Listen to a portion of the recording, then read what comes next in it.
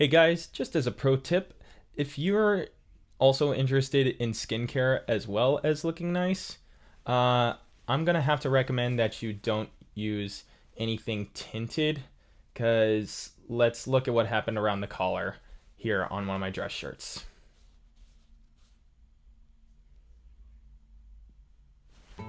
Hello everyone and welcome back to my channel. For those of you who are new here, welcome.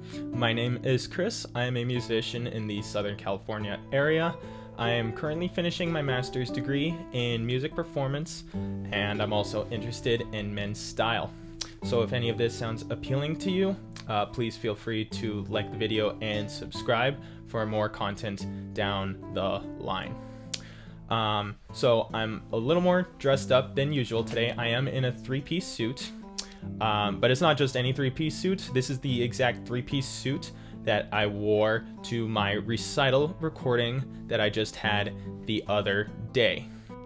For those of you wondering, yes, in order to receive my degree in music performance, not shockingly enough, I do have to complete degree-based recitals.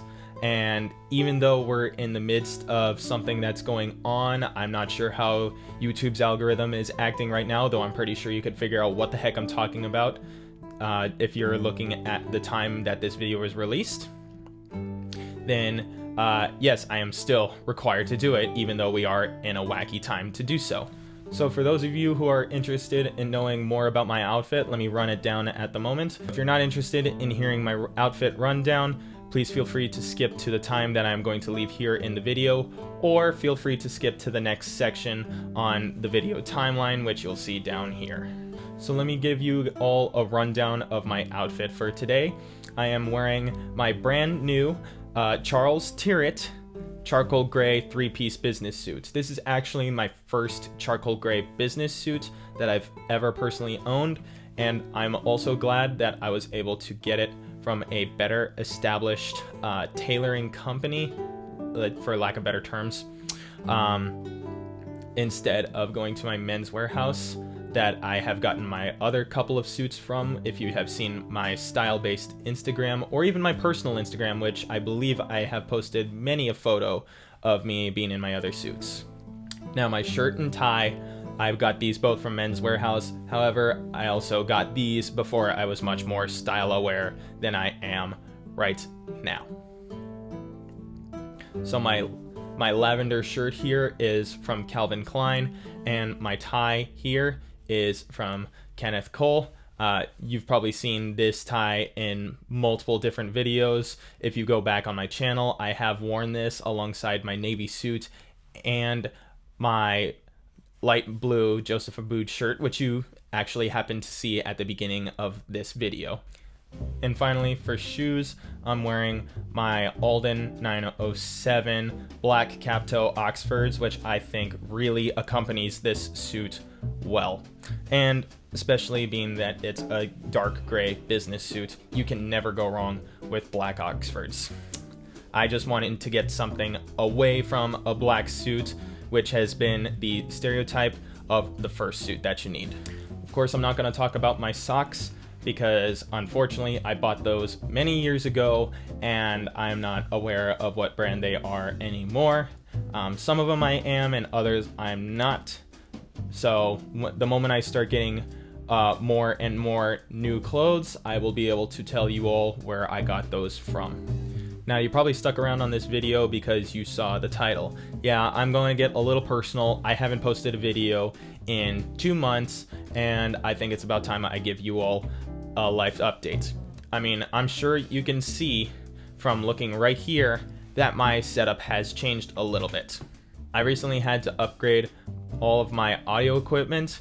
I mean, you all have seen my Lewitt microphone and my Scarlett interface, but since I last posted my microphone and all those unboxing video, you haven't seen the new audio monitors and the brand new computer.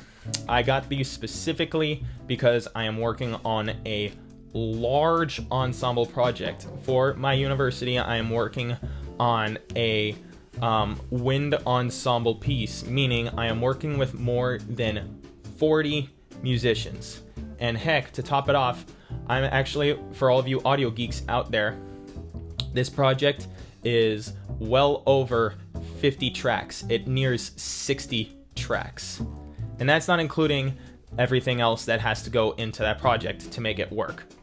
So I finally said to myself, you know what? This is probably going to be part of my future. And for however much longer, particularly due to our current circumstances, I have no idea how much longer I'm going to need something. My MacBook Pro, which is now 6.5 years old, is not gonna cut it for this kind of a massive project. So I need to up the power. And that's where my brand new iMac comes in. This is basically the top end base model iMac Pro 27-inch.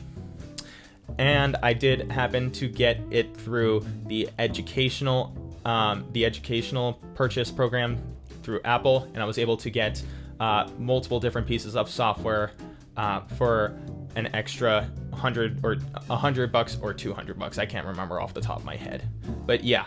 So I was able to get that. Plus, as a lot of people recommend, if you are a tech junkie like I used to be, then people would recommend don't buy the RAM from Apple. They overcharge for that kind of thing.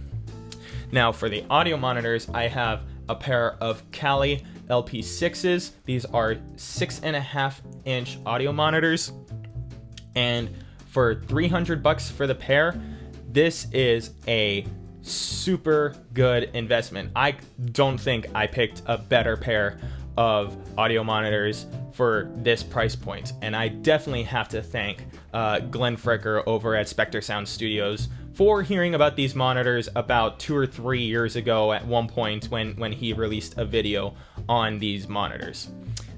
So far, I have to say, when I was working on this large project that I was discussing, it actually is a fairly neutral response. And even when I went and referenced things with my headphones, my Audio Technica ATH M50s, they actually sounded about the same. I won't lie. I was actually thoroughly shocked that my Audio Technicas and these monitors actually sounded about the same. Now, granted, I still have to make sure that I do a bunch of different audio tests with these, so that way I'm not just mixing on my monitors, I am mixing in a different environment. So now that I'm basically done with my recital, I only have 2 other things in order to officially receive my degree at this point. One academic class and my School of Music exit exam, which I am really happy about that my master's degree is almost in my hands. And that means I do have to make sure that I get out there. Thankfully, I do have a bunch of different things that I can do, and I'll still be making music with my current saxophone quartet. But I wanted to touch on something just a little deeper with regards to music school, and this is actually being in a music school setting under our current circumstances, because a lot of things music have actually been kind of shut down, particularly because we can't all be bunched up in a small space with a bunch of different people. People may want to do that, but that's not my personal prerogative anyway. So for me to say that this entire semester has been smooth would be for me to basically tell you a lie. I did experience a lot of bumps in the road. It's one of those things where it seems like a lot of unexpected things happened, and it did feel like I was getting handcuffed in some ways. Now, granted, I understand that people want to make sure that we're taking precautions regarding our current circumstances, and that we ensure our best abilities at reducing the pandemic ultimately. So all my experiences are based off of my institution. I can't necessarily speak for other institutions and what they're doing. I am based in the state of California, and particularly Los Angeles, though my university is based in San Bernardino County, and so I can only speak on the experiences that I know from my peers about myself and whatever else is going on. I cannot speak for other institutions that other people are a part of. So a couple of big things that was asked of me and my peers at my school was that 2 big things. we were asked to have bell covers and or instrument covers, and that we would socially distance. Now, the social distance part I completely get. Now, we were asked to distance more than 7 to 9 feet.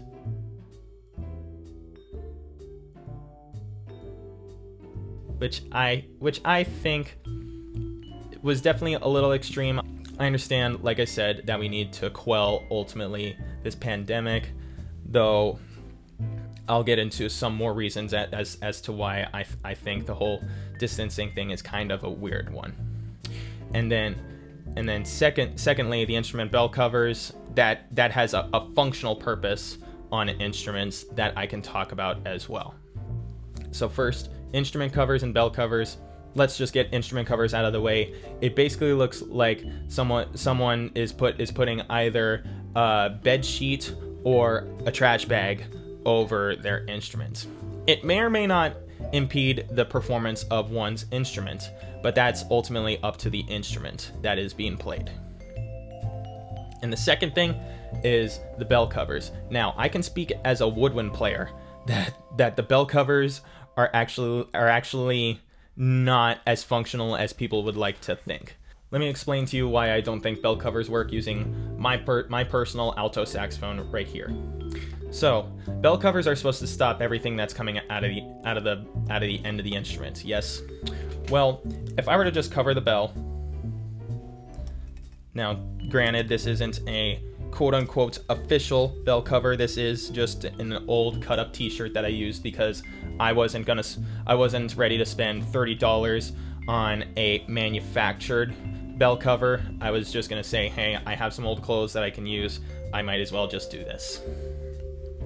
So you would think this would help a woodwind instrument, right? Wrong.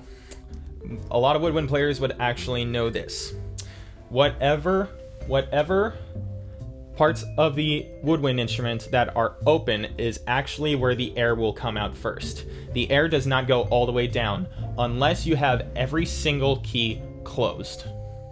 And that only happens with 2, maybe 3 notes. And for me, this was my biggest gripe because this happened to me in my recital recording, which I had also anticipated, particularly based on what I saw from one of my cohorts. It actually impeded the performance of my lowest note, which I needed 2 or 3 times in my recital recording, and it stopped me from performing it in my tracks. Now, granted, an actual bell cover may actually be thinner than my cut-up t-shirt that I have made. But if it's not stopping the air from coming out of the rest of the instrument, then what's the point of this bell cover? That's just my biggest thing. If it doesn't serve a major purpose in preventing something, then what is the overall intent of trying to do something? Again, I'm not saying we shouldn't be precautionary as to slowing the spread of the pandemic, and I also want to say I want something that would actually work. Now, also, I don't want to put a gigantic instrument cover over this whole thing, because particularly if you're going to publicly perform and people can't see your instrument, what's the whole deal with that if someone can't see how your fingers are moving? Of course, like I said, we're not doing live performing at the moment, but because I still had to record my recital, I would not want people to not see my instrument. I want to make sure that you do see my instrument. That is the big thing. So I realized as I was editing this video that I completely forgot to talk about the social distancing.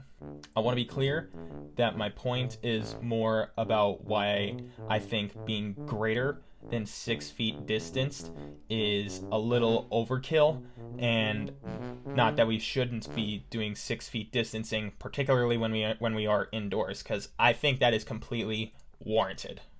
So I feel like any and all musicians can kind of relate to this. The farther away you are from someone, the harder it gets to listen to the other person who is that distance away from you. Now, as someone who has both large and small ensemble experience, the small ensemble experience, I'm used to being about 2 to 4 feet apart from my musicians. Granted, it's been since March since I was about that distance from my peers. In a large setting, I was maybe within a foot, maybe inches sometimes. When you expand the distance and you are asked to be in a space that is not necessarily friendly to those kinds of instruments, that's where things become a little detrimental. My concert hall, which is actually the university's chapel, has a lot of reverberations, and that actually makes it more difficult to be able to hear other people when you are hearing the echoes and not the initial response. Now, I don't want to complain and say that it is a massive crapshoot, because my recital went over fairly successfully. However, to further emphasize my greater than 6 foot point, when I recorded my solo piece with my collaborative pianist, being 9 feet away felt like I was an eternity away from my accompanist. I am so used to being a little closer, like maybe 6 to 7 feet from the accompanists themselves, because being 9 foot, I was an extra 3 to 4 feet away from the piano, which I easily could have used to make a better performance, which my teacher and I were talking about. I had a better performance in rehearsal than I did the performance itself. Still not to suggest that the performance was bad. It's just one was better than the other. Again, what I'm saying is not gospel. This is my personal experience. Someone else could be experiencing something different. Another person will be experiencing something different. These are my thoughts, my experiences. Those are just my biggest complaints, because as an instrumental performing musician, I want to make sure that the function of my instruments is not impeded at any given point, because the harder it is for me to perform my instruments, the worse my music is going to wind up being. And that's not the intent I have with any of my music. The intent of my music is for it to be as graceful as possible, and if I'm struggling with my instrument, you are very likely going to hear that on the opposite end of the instrument. And I want to be ultra clear that I completely understand we need to quell our pandemic, and I just want to make sure that I am voicing some of my concerns, so that way, if you are given similar kinds of guidelines, that you are hearing it from the horse's mouth of someone who has experienced these things and isn't just giving you a bunch of lies. Now, you will be able to hear my recital coming up later this week on Saturday, November 14th, as it will be streamed. And after that, I will be receiving the audio and video, at which point I will be releasing those publicly if you wanted to check those out later. At that point in time, when I receive all the audio and video recordings and I release them here on YouTube, I will be sure to share the link to the playlist up here and down in the description box below. So those are just my main things I wanted to talk about today. I did kind of want to talk about skincare for a little bit, because things have evolved since the last vlog I made, but I think I will reserve that a little bit for a different video, so that way those of you who are interested in hearing that side of me versus the side I'm talking about right now, I will leave that for you all to decide upon whether you want to watch that content or not. So thank you for watching today's video. Hope you all enjoyed. If you're interested in following me on my social medias, I have 2 accounts. They will be linked in the description below. I have my personal and musical Instagram, and then I have my style-based Instagram accounts, which you can follow, again, down below in the description box. Again, if you haven't done so already, please feel free to like this video if you enjoyed it, and subscribe to my channel if you are interested in watching any style-based, personal, musical, or any of the like kinds of videos. And until the next video, I will see you all soon. Take care, everyone.